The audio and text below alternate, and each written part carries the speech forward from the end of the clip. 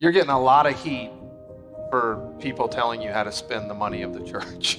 How do you think about that, or how can others really understand the scale of this? Let me address two things. We have four overarching responsibilities. The mission of the church is to help people learn about and live the teachings of Jesus Christ, to share that message with the world, to strengthen and unite families, and to care for the poor and the needy.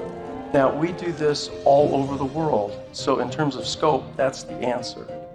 The people who want to tell us how to spend the money, I would just emphasize one undergirding principle. The assets of the church are primarily income consuming. They are not income producing. 20,000 meeting houses and facilities. They're all paid for when they're dedicated. All of the utilities are paid for. They're not passing a plate or collecting money in local congregations. That's all done through the tithes that the members of the church pay all over the world. But you've got fixed costs in the maintenance, the utilities, all of those things for all of those buildings. 315 temples in operation, announced, in design, being renovated or under construction. 4 major institutions of higher education. You don't have to be an accountant to figure out. Those are some big dollars.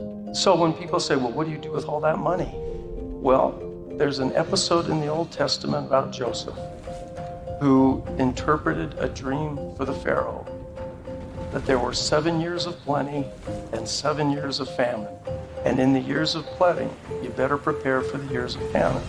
So people want to speculate about the size of the reserve and all that kind of stuff. $1 billion assisting poor and needy people all over the world annually.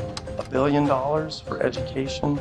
And it's necessary to maintain the mission of this church, which is to bless the lives of individuals and families. So you feel good about where you're at? You feel like it's prudent and wise? And I think it would be imprudent and unwise not to have a reserve.